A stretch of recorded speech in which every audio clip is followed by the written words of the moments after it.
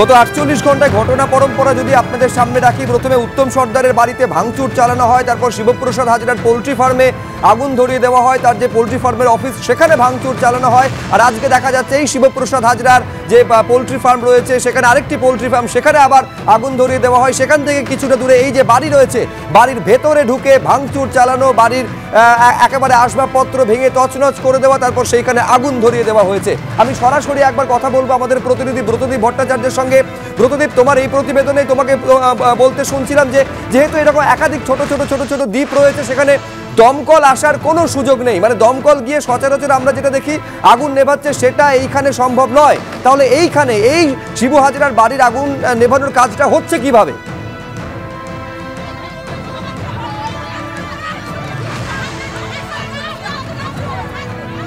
মুহূর্তে এলাকায় যে ক্ষিপ্ত গ্রামবাসীরা তারা ভাঙচুর চালাচ্ছিলেন এবং আগুন লাগিয়ে দিয়েছিলেন বাড়িতে, তারা এখানে নেই।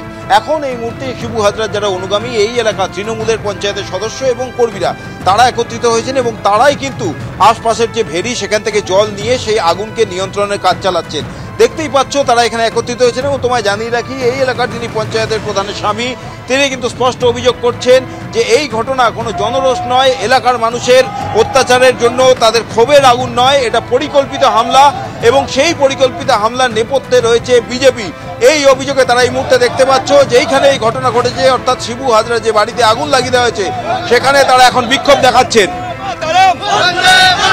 অবিলম্বে বিজেপি দুষ্কৃতীদের গ্রেফতার করতে হবে। বন্দে মাতরম। শান্ত এলাকা অশান্ত করলে কেন বিজেপি? চুপ। এই ছেলে খালি উন্নয়নের ধারাবাহিকতা নষ্ট করলো কেন বিজেপি? চুপ।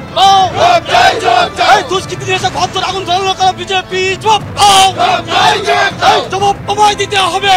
আগুনটা কারা বিজেপি দুষ্কৃতীরা আগুন ধরালে কেন বিজেপি? চুপ। আমরা তো দেখলাম মহিলারা ছিল, মহিলারা বিজেপি দুষ্কৃতির সাথে মহিলাদের, ওসব মহিলা সন্ন্যাসখালী থেকে ভাড়া করানো এখানকার কিছু মহিলা, তাদের বহিরাগত নিয়ে এসে এইটা করেছে, করে পুলিশ ওদেরকে বাঁচিয়েছে। এখানে জনগণে আসার টাইম লাইন আমাদের। পুলিশ তো আপনাদের সরকার, কে আমাদের পুলিশ নিরপেক্ষ? আপনাদের মানে আমাদের মানে কি? সরকার নিরপেক্ষ, ওরা কারোর পক্ষ। আপনি বলছেন পুলিশ বিজেপির হয়ে কাজ, কারুর হয়ে করছে না, নিরপেক্ষ কাজ করছে। নিরপেক্ষ করেছে বলে আজকে দুষ্কৃতীদের নিয়ে করে পালাতে পেরেছে। জনগণ আসার টাইম দেয়নি, ভদ্র আগুন ধরিয়ে গেছে। যে অভিযোগ করছেন যে দীর্ঘদিন ধরে অত্যাচার হয়েছে তাদের উপর, এখানকার লোকেরা বলছে ওগুলো সাজানো, ওদের ভালো করে জিজ্ঞাসা করবেন।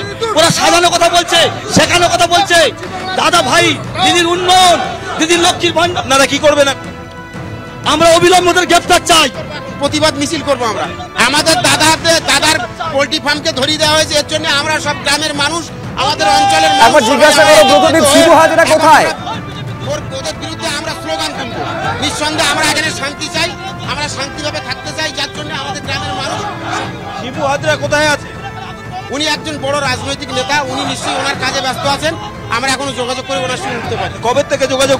না, আমাদের যোগাযোগ বলতে সবসময় তো আমাদের দরকার পড়ে না, যখনই দরকার পড়ে তখনই যোগাযোগ করবো, কিন্তু এখন আমাদের দরকার পড়ে। আজকে যখন তার বাড়িতে আগুন লাগিয়ে দিল, আপনারা যোগাযোগ করার চেষ্টা করেন? আমরা আগে তাড়াতাড়ি করে এখানে যে আগুন ধরিয়েছে এটাকে নেভানোর জন্য আমরা তাড়াতাড়ি চলে এসেছি, যার জন্য আমরা। বেশ, তুমি আমাদের সঙ্গে থাকো, আমি আবার তোমার সঙ্গে কথা বলবো।